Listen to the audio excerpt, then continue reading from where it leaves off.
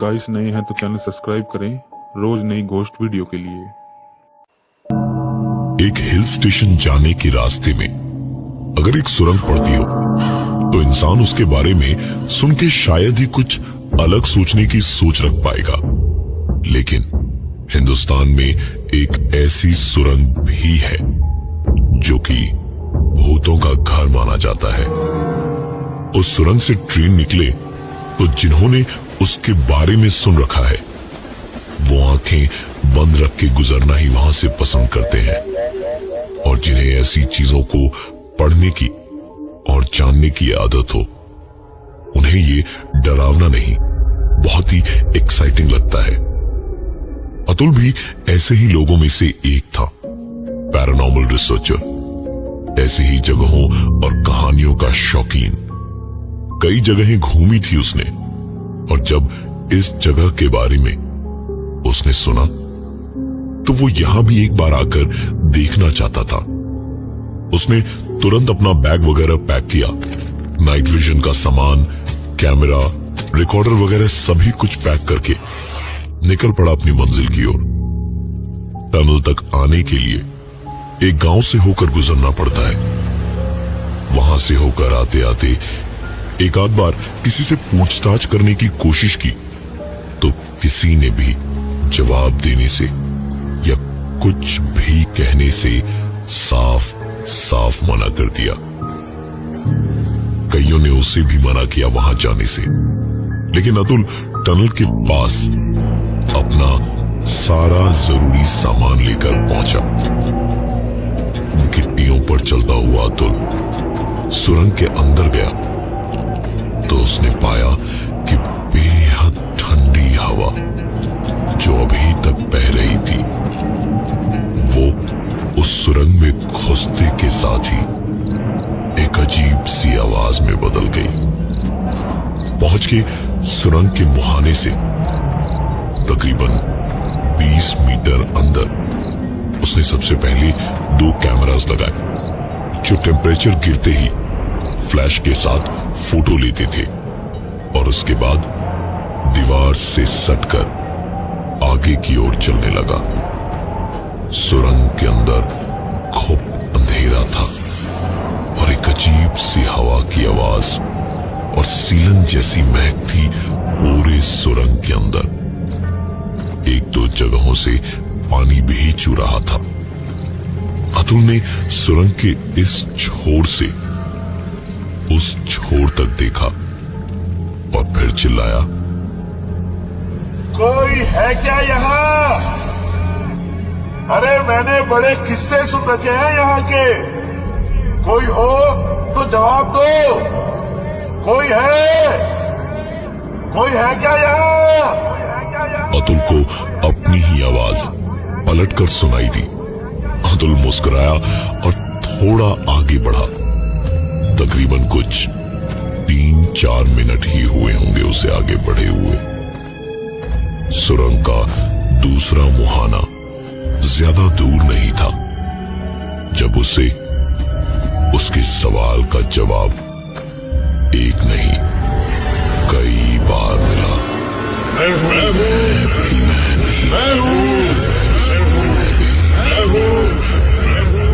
ये सुनते ही अतुल उसी तरफ दौड़ने लगा जिस तरफ से यह आवाज आई थी।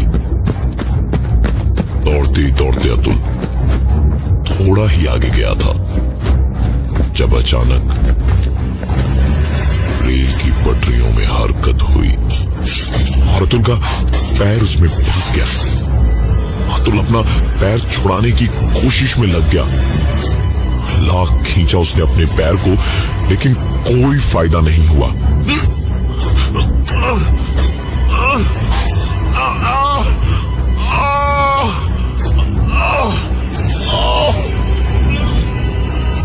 अतुल को दूर से आती ट्रेन की आवाज साफ सुनाई दे रही थी।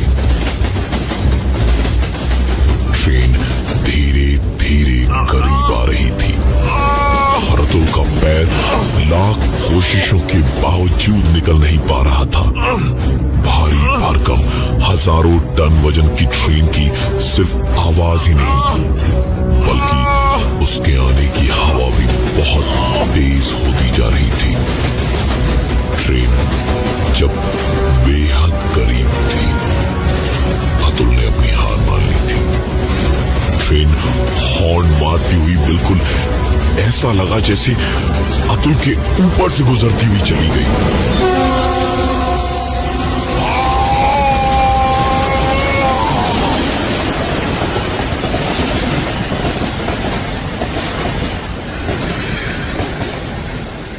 अतुल को थोड़ी देर में समझ आया कि ये सिर्फ आवाज और हवा थी। मतलब उसका एहसास था। और जैसे ही ऐसा लगा कि ट्रेन दूर चली गई है, तभी अतुल का पैर ट्रेन की पटरियों के खुलने से बाहर आ गया और एक आवाज उसे ऐसी सुनाई दी जैसे किसी ने उसके कानों में फूंक कर कहा हो, और मैं भी हूं।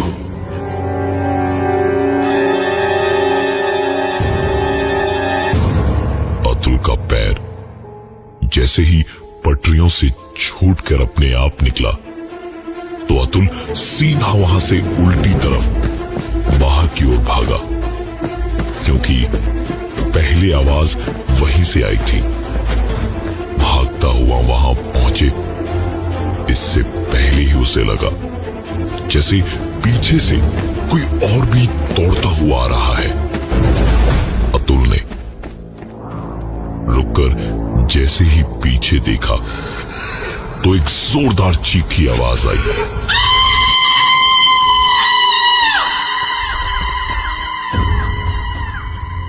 अतुल ने साफ साफ अपनी आंखों से देखा कि एक लड़की चीखती भागती अंदर की ओर से आई और सीधी बाहर की तरफ भागती गई।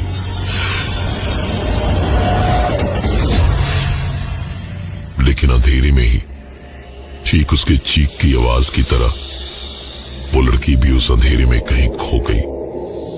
अतुल कुछ सोच पाता, समझ पाता या कुछ कर पाता, इसके ठीक पहले ही एक बार फिर अतुल पलटा और फिर से वही लड़की दौड़ती हुई बाहर की ओर भागी।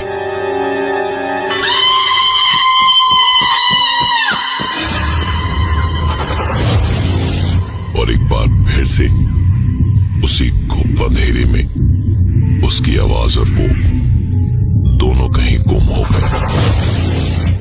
इतना सब कुछ देखने के बाद अतुल तुरंत उसी ओर दौड़ा जिस तरफ बाहर की ओर वो लड़की भाग रही थी।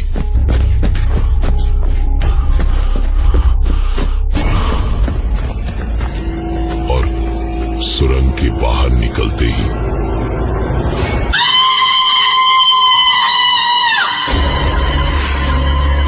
वही लड़की सुरंग की छत के ऊपर से अतुल के ठीक ऊपर कूदी।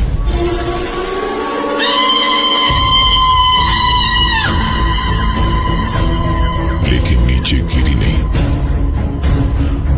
अतुल ने आंख खोलकर नीचे देखा और उसके बाद वापस ऊपर देखा।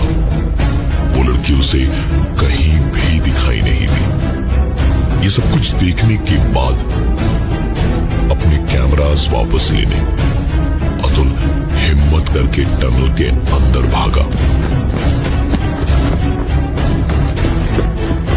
वहां पहुंचकर उसने सीधे अपने कैमरास उठाए और नाइट विजन ऑन करके रिकॉर्डिंग करता हुआ चिल्लाया, कौन हो तुम? सामने आओ मेरे। बदले में पलटकर एक अजीब सी आवाज आई,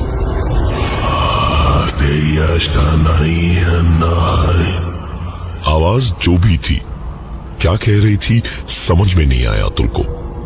अतुल ने फिर से कहा, अरे सामने तो आओ, कौन हो तुम?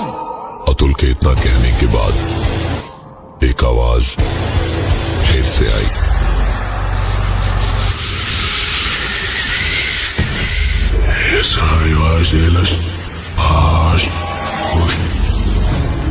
अतुल चलता हुआ सुरंग के बाहर आया और 1 मिनट तक रिकॉर्डिंग और की। और फिर कैमरा में जब कुछ नहीं दिखा तो उसने सोचा कि पहले की रिकॉर्डिंग ही देख ली जाए। जो कुछ भी उसे सुनाई दिया था, क्या पता शायद रिकॉर्डिंग में उसे पता चल जाए। उसने रिकॉर्डिंग ऑन करके देखना शुरू किया तो उसने अपनी आवाज सुनी। कौन हो तुम? सामने आओ मेरे। उसके जवाब में जो आवाज तब आई थी वो क्या कह रही थी अब रिकॉर्डिंग में समझ आया।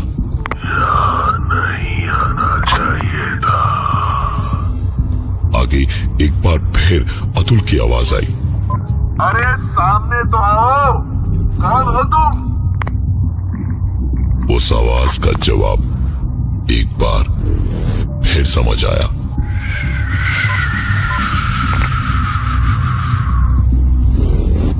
चुपचाप चले जाओ यहां से।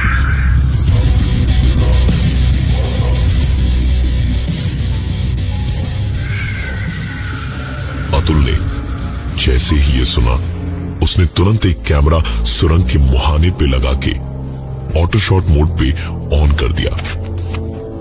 उस कैमरा के फोटो पे फोटो खींचने की आवाज सुरंग के अंदर गूंज रही थी। एकाएक सुरंग में हवा की आवाज और ज्यादा तेज होने लगी। कैमरा के चलते बुझते फ्लैश में पटरियों की गिट्टियों पे किसी के कदमों की आहट होने लगी। जो पहले लगा कि शायद कोई एक ही है, लेकिन धीरे धीरे कदमों की आवाजें और कदम बढ़ने लगे। लगा जैसे कोई एक नहीं, दो नहीं, बल्कि कई लोग हैं। पूरी की पूरी भीड़। अब न सिर्फ कैमरा की फोटो खींचने की और कदमों की आवाज आ रही थी, बल्कि कैमरा की जलती बुझती फ्लैशलाइट में कई सारे लोग दिखाई भी दे रहे थे। फ्लैश के चलने पर लोग दिखाई देते और फ्लैश बुझने पर अंधेरा हो जाता। कदमों की आवाज भी फ्लैश के साथ साथ सुनाई दे रही थी और धीरे धीरे दोनों की आवाज बढ़ती गई। हर बार फ्लैश के चलने पर पिछली बार से ज्यादा करीब दिखते लोग, और जब पूरी भीड़ बेहद करीब आ गई और कैमरा की लगातार होती आवाज और लगातार चलते फ्लैश में कुछ समझ ही नहीं आ रहा था कि आखिर हो क्या रहा है। तभी अतुल की आंख खुली और उसने देखा कि वो तो हॉस्पिटल के बेड पर था। डॉक्टर उसकी रिपोर्ट्स पढ़ के नर्स को बता रहे थे और अतुल की खुली आंखें देखकर डॉक्टर ने कहा, अच्छा हुआ जो सही टाइम पे आपको यहां पहुंचा दिया गया, वरना बड़ी दिक्कत हो जाती आज। अतुल को इतनी कमजोरी लग रही थी कि वो बिस्तर पर हिल भी नहीं पा रहा था। उसने डॉक्टर को कुछ सेकंड देखा और उसके बाद अपने आप बेहोश हो गया। जब उसे पूरी तरह होश आया तो अतुल उसी वार्ड में उसी बेड पर था। उठ के बैठा तो थोड़ा बेहतर लगा।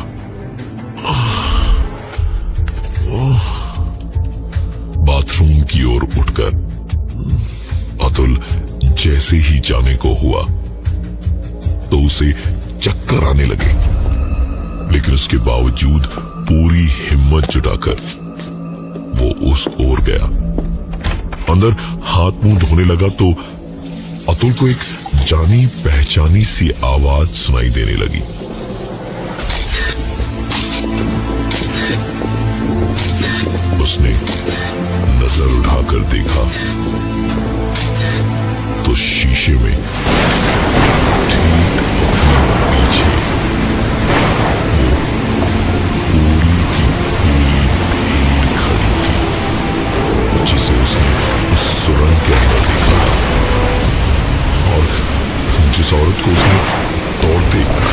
सुरंग की छत से कूदते देखेगा। उसने अतुल का सर पकड़कर वॉश बेसिन पर जोर से मारना शुरू कर दिया और तब तक मारती रही जब तक अतुल की आंख नहीं खुल गई। अतुल अभी भी रेलवे ट्रैक पे सुरंग के अंदर था और दूर से उसे ट्रेन आती हुई दिखाई दे रही थी।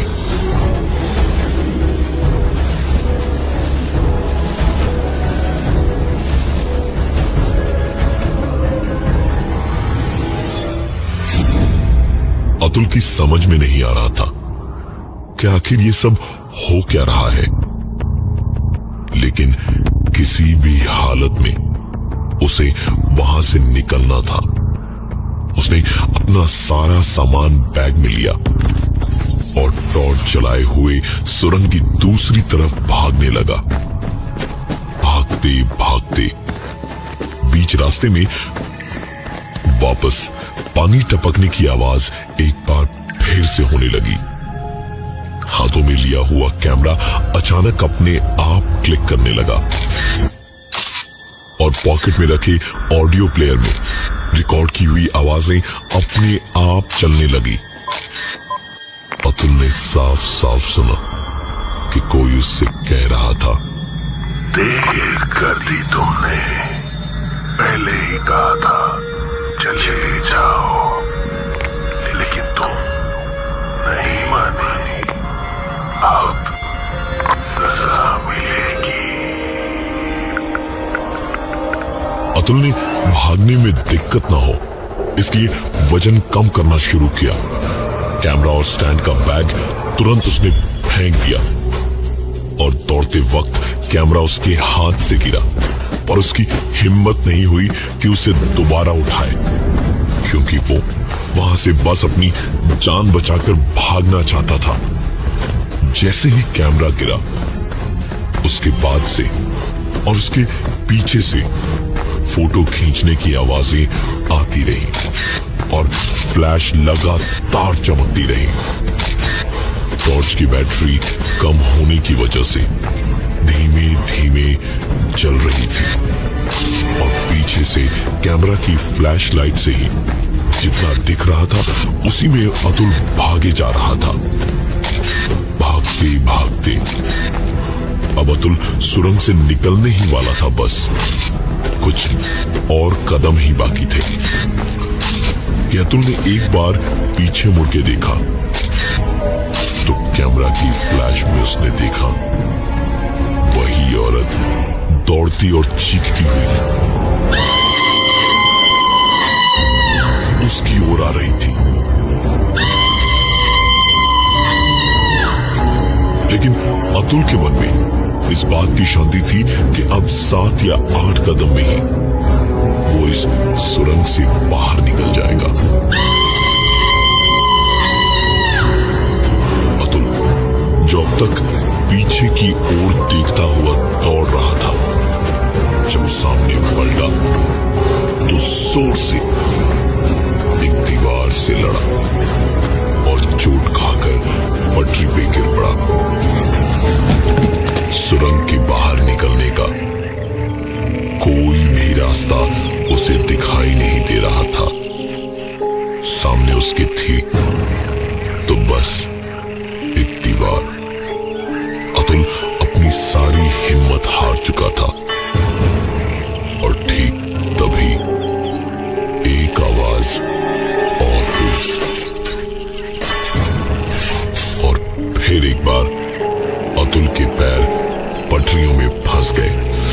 अतुल चिल्लाता रहा, चीखता रहा,